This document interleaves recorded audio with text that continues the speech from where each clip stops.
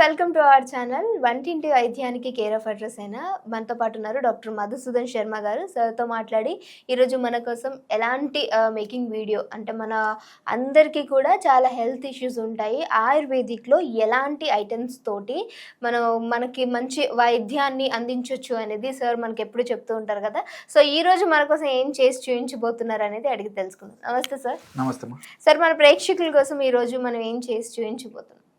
So దైనందిన జీవితంలో ఎదుర్కొన్నటువంటి వివిధ అనారోగ్య సమస్యలకు సంబంధించి కొన్ని వీడియోస్ చేద్దామమ్మా.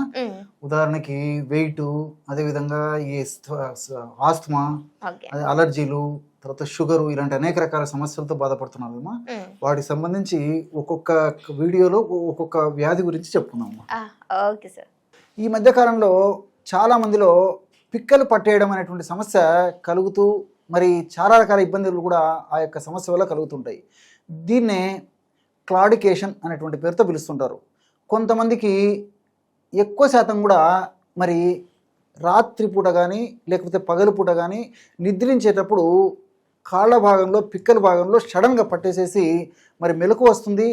కొద్దిసేపటి వరకు తగ్గకపోవడం చేత నిద్రాభంగం కూడా కలిగేటువంటి పరిస్థితి కలుగుతూ ఉంటుందన్నమాట. మరి ఈ యొక్క పిక్కల నొప్పికి సంబంధించి ఎందుకు అసలు ఇలా కలుగుతుందంటే పోషకాహార లోపం వల్ల కావచ్చు, అదేవిధంగా ఆ భాగానికి రక్త సరఫరా సరిగ్గా జరగకపోవడం చేత కారణం కావచ్చు, అదేవిధంగా షుగర్ అంటే నియంత్రణలు లేకపోవడం చేత ఈ యొక్క షుగర్ వ్యాధి వల్ల ఇలాంటి సమస్య రావడం జరుగుతుండవచ్చు.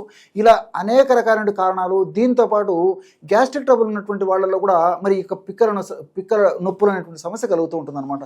అట్లే మోషన్ సరిగా ఫ్రీగా కానటువంటి వాళ్ళలో కూడా పిక్కలు పట్టేసేటువంటి పరిస్థితి ఏర్పడుతుంటుంది అనమాట. ఇలా వివిధ రకాలైన కారణాల చేత ఈ పిక్కల నొప్పులు కలుగుతూ ఉంటాయి అన్నమాట. మోకాళ్ళ భాగంలో కొంతమందికి ఒక్క సైడ్కే పిక్కల నొప్పులు వస్తుంటే, కొంతమందికి రెండు వైపుల పిక్కల నొప్పులు కలుగుతుంటాయి. అదేవిధంగా కొంతమందికి కేవలము కొన్ని రోజుల పాటు కొన్ని సీజన్లోనే ఈ లక్షణం కనిపిస్తే కొంతమందికి సంవత్సరం అంతా కూడా ఈ యొక్క సమస్య కలుగుతూ ఉంటుంది అనమాట.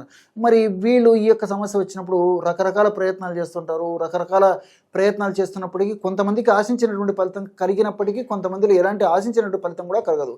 ఇంకొంతమందిలో మరి తప్పని పరిస్థితుల్లో ఆధునిక కృత్రిమ రసాయన ఔషధాలు వాడినప్పుడు ఆ ఔషధాల యొక్క సైడ్ ఎఫెక్ట్స్లో భాగంగా కూడా పడుకున్నప్పుడు పిక్కల నొప్పులు వచ్చేస్తుంటాయి అనమాట. అంటే కండరాలు పట్టేస్తుంటాయి. సో అసలు ఎందుకు జరుగుతుందంటే ఆ భాగంలో కండరాలకు సంబంధించినటువంటి సంకోచ వ్యాకోచాలకు సంబంధించినటువంటి ఎంజైమ్స్ సరిగా ఉత్పత్తి కాకపోవడం చేత అలా జరుగుతూ ఉంటుందన్నమాట. మరి ఈ యొక్క నేపథ్యంలో మన ఇంట్లో ఉండేటువంటి ఆహార ఔషధాలను సద్వినియోగం చేసుకున్నట్లయితే పిక్కల నొప్పి సమస్య నుంచి చాలా త్వరగా బయటపడవచ్చు అనమాట. కాఫ్ మజిల్ పెయిన్ అని కూడా చెప్తుంటారనమాట. ఆ యొక్క సమస్య నుంచి త్వరగా బయటపడవచ్చు. ఔషధాన్ని ఎలా తయారు చేసుకోవాలంటే కేవలం మూడు పదార్థాలు. మొట్టమొదటి పదార్థము జీలకర్ర. సో జీలకర్రను కాస్త వేయించేసేసి చూర్ణంలాగా తయారు చేసుకొని ఆ యొక్క జీలకర్ర చూర్ణాన్ని ఒక 20 గ్రాములు తీసుకోండి.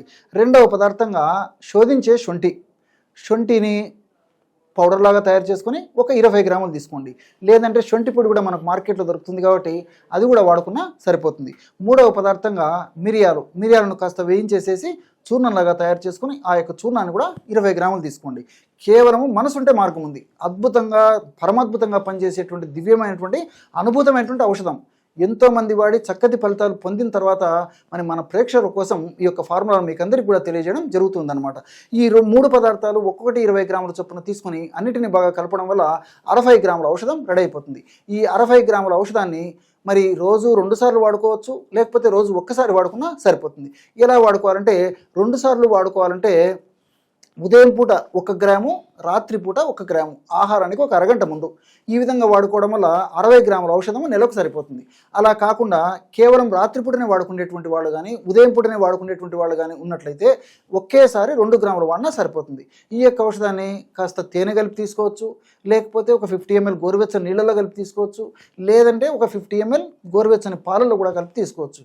ఎవరికి ఏ విధంగా ఏ పద్ధతులు అనుకూలంగా ఉంటే ఆ పద్ధతిలో ఈ యొక్క ఔషధాన్ని వాడుకోవడం వల్ల చాలా అద్భుతమైనటువంటి ఫలితాలు కలుగుతాయి. అంటే ఉదాహరణకి జీలకర్రలో ఉన్నటువంటి ఈ యొక్క థైమాలు, క్యూమినాల్డిహైడు ఇలాంటి రసాయన పదార్థాలు, శొంఠిలో ఉన్నటువంటి శాలిసైలేట్స్, షాగోలు రసాయన పదార్థాలు, అదేవిధంగా మిరియాల్లో ఉన్నటువంటి ఈ యొక్క పెప్పరిన్ అనేటువంటి రసాయన పదార్థం, ఇవన్నీ కూడా ప్రత్యక్షంగా పరోక్షంగా రక్త సరఫరాను బాగా చేయడమే, సజావుగా జరిగేట్టు చేయడమే కాకుండా కండరాల సంకోచ వ్యాకోచాన్ని కూడా బాగా కలగజేసేందుకు కూడా చాలా చక్కగా ఉపయోగపడతాయి. ఆ నొప్పిని తగ్గించేందుకు కూడా ఈ చాలా సమర్థవంతంగా ఈ యొక్క ఫార్ములా ఉపయోగపడుతుంది అనమాట. ఈ యొక్క పద్ధతిలో ఈ యొక్క ఔషధాన్ని ఒక నెలపాటు వాడేసేసి అవసరాన్ని బట్టి మళ్ళీ ఫ్రెష్గా తయారు చేసుకొని మళ్ళీ వాడుకోవచ్చు అనమాట. వీటి వల్ల అన్నీ మనకు సైడ్ బెనిఫిట్స్ ఉంటాయి, ఎలాంటి సైడ్ ఎఫెక్ట్స్ కూడా ఉండవు. కాబట్టి అవసరాన్ని బట్టి కొంతకాలం పాటు ఆపేసినప్పటికీ ఇందులో ఉన్నటువంటి ఔషధ గుణాలు, ఔషధ తత్వాలు, రసాయన గుణాలు అన్నీ కూడా సదా మన దేహంలో ఉంటూ, సదా కాపాడుతూ, సదా మన ఆరోగ్యాన్ని రక్షిస్తూ ఉంటాయి. Thank you so much sir, చాలా Okay. చక్కటి ఇన్ఫర్మేషన్ అందించారు. సో చూసారు కదా, మీకు కూడా ఎలాంటి హెల్త్ ఇష్యూస్ ఉండొచ్చు. ఒకవేళ మీకు ఏమైనా ఇలాంటి ప్రాబ్లమ్స్ ఉంటే డెఫినెట్గా దీన్ని ట్రై చేయండి. ట్రై చేసిన తర్వాత మీ వాల్యుబుల్ కామెంట్ అనేది, అంటే మీ రివ్యూ ఎలా వచ్చింది, మీకు ఇది యూజ్ అయిందా లేదా, సో ఇంకేమైనా మీరు ఏమైనా ప్రాబ్లమ్స్ ఉన్నాయా, అవన్నీ కూడా మీరు రెక్టిఫై చేసుకుని మాకు కామెంట్ చేస్తే సార్తో డిస్కస్ చేసి ఆ వీడియో కూడా చేయడానికి డెఫినెట్గా మేము ట్రై చేస్తాం. ఇంకో వీడియోతో మళ్ళీ మీ అందరి ముందుకు వస్తాం. చూస్తూనే ఉండండి అవర్ ఛానల్.